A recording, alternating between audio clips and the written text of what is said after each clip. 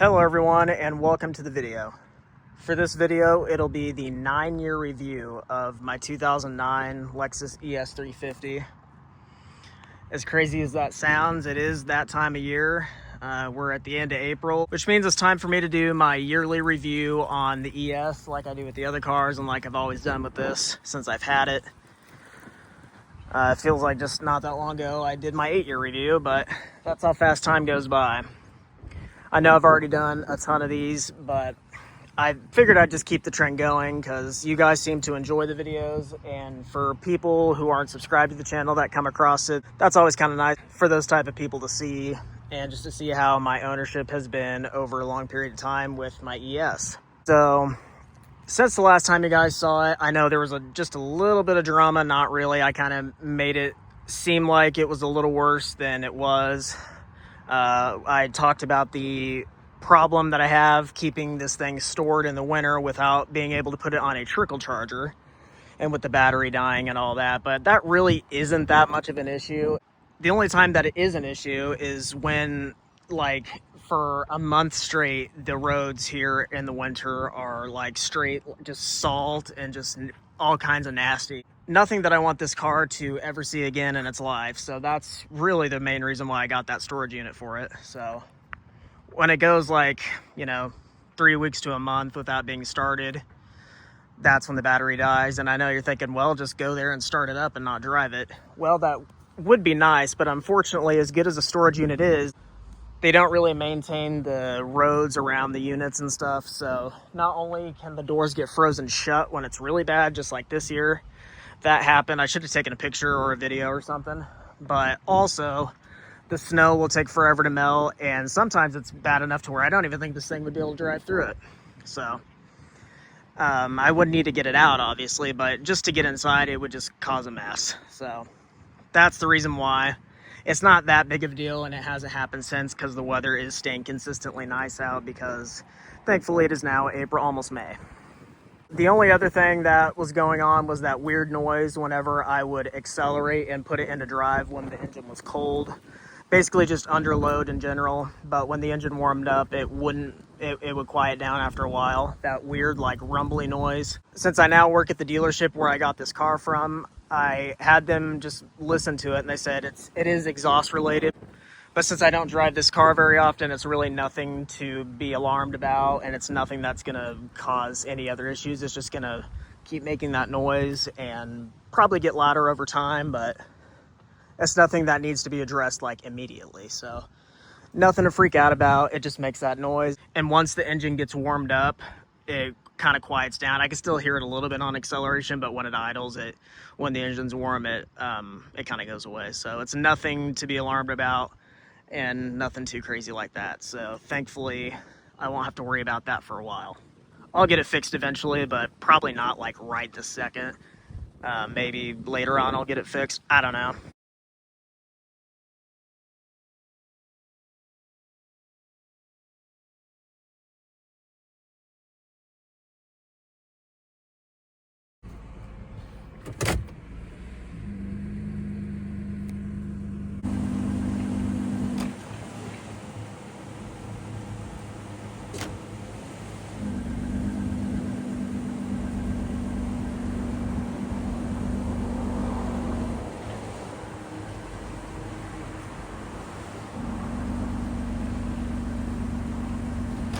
So other than those two things, and the battery really isn't the car's fault, that's really my fault, so I really shouldn't blame it on the car at all. But other than that exhaust noise, this car has not given me one single problem at all over the past 9 years that I've had it. Got this thing on April 23rd of 2016 with 80,000 miles, and now it has coming up on 120,000 miles. It's at like 119, 800 something, so I haven't put that many miles on it, but especially in the last almost 2 years since it's not my daily anymore. I did film a POV drive portion of this video, but I filmed that like a couple weeks ago. I actually attempted to shoot this video a couple weeks ago, but it was even windier than it is now, and I just didn't really like how that turned out. So, and I had to go to the parking garage and all that crap, and I really love filming this car in the sun like this because that's when it looks the best. Even though it's kind of dusty right now, it still looks all right when the sun is beating down on it. Yeah, so I'll still use the footage from the POV drive from that day. I decided to redo this walk around part and all that stuff. So if it looks like it's a different day during the POV drive footage, it is. So yeah, this thing is looking awesome still. Like I said, other than the exhaust noise, not a single issue out of it. These are aftermarket chrome wheels that I added years ago. And other than that, that's the only thing I've done to the outside. It has aged beautifully. My favorite part is definitely this red color. It just looks so good. And it's not even like super clean right now. Neither is the wheels. But yeah, I wanted to go ahead and get this video done when it's sunny out and not like 100-mile-per-hour wind. So that's what I'm doing now. We'll go ahead and hop inside. The driver floor mat's a little dusty just from getting in and out of it and stuff, but the interior is still perfectly clean just because I hardly ever drive it, and it's always clean anyway regardless. And it's clean anyway regardless if I do or not. But yeah, everything over the past 9 years has held up great. And we'll go ahead and fire it up.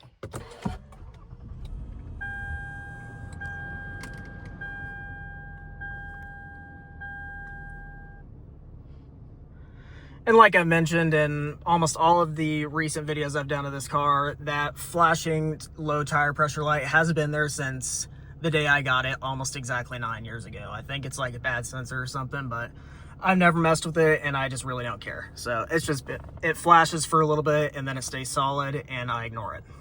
Looking at the mileage, the car is sitting at 119,802 miles. So barely anything over the last couple of years, ever since I stopped daily driving this car. Interior still just looks amazing. Couldn't have asked for a better first car, and I'll always hold on to this thing. I'll never sell it. I'll keep it forever till the day I die, because that's how much I love it and that's how much it means to me. And obviously the black interior looks great with the red exterior. That's such a great combination. You just don't see that much. Like I mentioned in some of my previous videos, you just don't see that color combination on this generation ES hardly ever. Another thing I've done to it is add this aftermarket infotainment system. For those of you that don't know, this is more of like a base model 09 ES, so it didn't have a screen or anything here, it just had buttons. So added this, it has CarPlay. That's one of the best things, if not the best thing I've done to this car. WeatherTech floor mats too, obviously. And LED under dash lights. I just have it on solid red right now, but you can cycle through all the colors and stuff if you want to. But I like how it looks just on solid red. It's kind of low-key and looks good at night. And it does have the door logo lights, which you guys have seen in all my other videos. I have had these headlights polished and buffed one time because they were starting to oxidize pretty bad. That was a little over 2 years ago now, and they still look fine. I mean, for an 09, this thing is so clean and it is in such incredible condition. I couldn't ask for a better car. There's not a whole lot of vehicles this old that'll hold up this well, and a lot of people just don't take care of their vehicles like I do and other people like me do. These seats are probably the most comfortable seats I've ever sat in a car. Lexus always does so great with seats.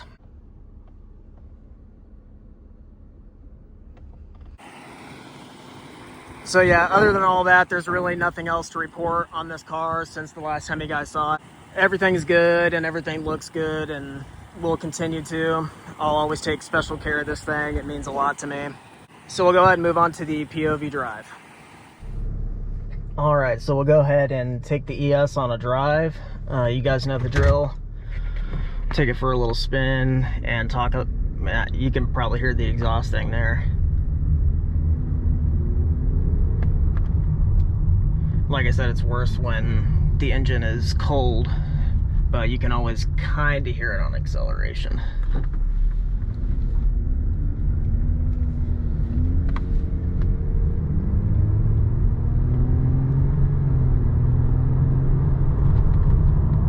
I don't really know if you can tell on camera, but it does like have a little bit of a moan louder than it should be on acceleration. So like I said, it's not that big of a deal, and the guys at the dealership that looked at it, they said, you know, it's nothing alarming. I can keep driving it as much as I want, and I mean, it'll probably get louder over time, but it's nothing like serious that I need to fix like right away. So I'll probably wait a little bit before I ever do that. Just kind of depends. Don't really know, but like right now just cruising, I can't hear it at all. It's only when I accelerate. So it's whatever. And for those of you that watched that one video of me talking about it, I recently started a new job at the dealership called Luxury and Imports, and that's actually the dealership where I got this car 9 years ago. They had a position open to where like I worked their big sign outside, put different stuff on there, run their social medias, take pictures and videos of the cars and create ads on there and all that type of good stuff, and also make videos and post them on YouTube as well. So not only does that help them, it also helps me for different type of content and just different vehicles for you guys to see, because you guys are used to seeing, you know, my family's vehicles all the time, and being able to film different type of vehicles regularly is really a dream come true, actually, because sometimes I struggle with content because it's like, what other vehicles am I going to film and stuff like that. And that's always kind of been an issue ever since I've been doing this. And that's why there was that 3-4 year gap when I was in high school of when I just barely uploaded. And thankfully the videos that I did upload performed really well and kind of kept the channel alive and still bringing views and a little bit of revenue to this day. So that's always great. So the new job was a great start to hopefully grow this channel and provide more content for you guys to watch. And like I said, it helps them and it helps me. So I'll just kind of keep taking this day by day and see where it goes. And hopefully that'll lead me to accomplish the goals that I want to accomplish. So we'll just see how that goes, and hopefully it'll all work out. But yeah, back to the ES. Like I mentioned earlier, everything's still great with the car, and just no issues with it whatsoever other than the little exhaust noise. I guess we'll go ahead and take it on the highway and cruise it on the highway a little bit.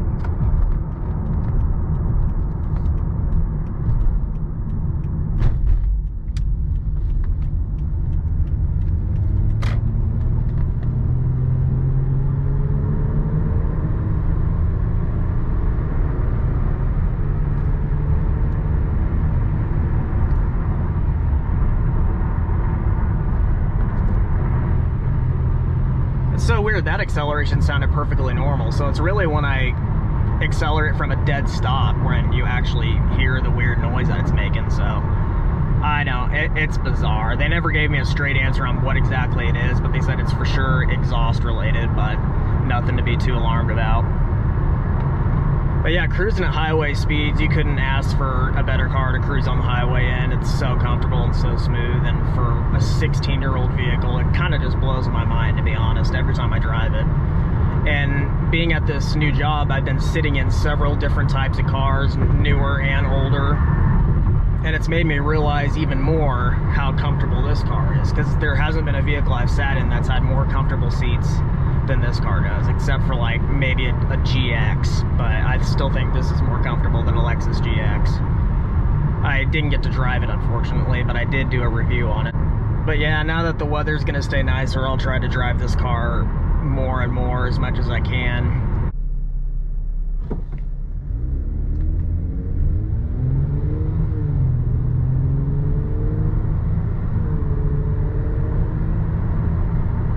See, like accelerating right there, you could hear it a little bit when I accelerate from a dead stop, but it's 82 degrees outside, so it's not going to be as loud as if it were like 30 from what I've noticed, and if the engine hadn't been running and if it was like cold. It's so much car for the money. That's like the best part about them. Best bang for your buck. They hold their value great, and even with age and mileage on these cars specifically, you know, having issues is not something you have to worry about as much, which is what I love about it. Because usually any average 16-year-old car with over 100,000 miles, you know, you just never know what kind of issues it, you know, may come up. But with a car like this, you could drive it across the country and you'd never have to worry about it leaving you stranded somewhere or anything like that. So that's really the best part about these things. And the interior is still really luxurious and comfortable. And if you do what I did and add an aftermarket infotainment system right there that does have Apple CarPlay, it's, you know, it works out perfect. So you do have some modern tech features on an older vehicle, and something that still drives and rides is nicer than a lot of new vehicles.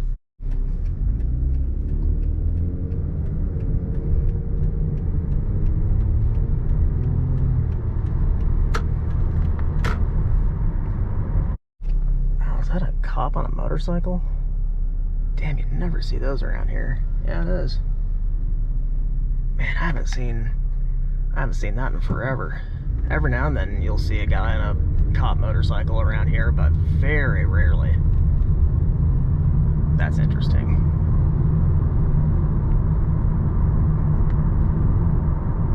But I guess if the weather's nice, then have at it. So that'll pretty much wrap it up for the 9-year review of my 2009 Lexus ES350. Like I mentioned earlier, I do want to keep going with, I do want to continue with these yearly update videos because why not, you know, you guys like them and they always perform well, and even though nothing hardly changes with this thing, it's still nice to do those yearly videos just for fun, really. That'll wrap it up for the 9-year review on the ES. If there's any other videos you guys want to see, please comment down below. If you have any questions, leave a comment as well. And thank you guys for watching.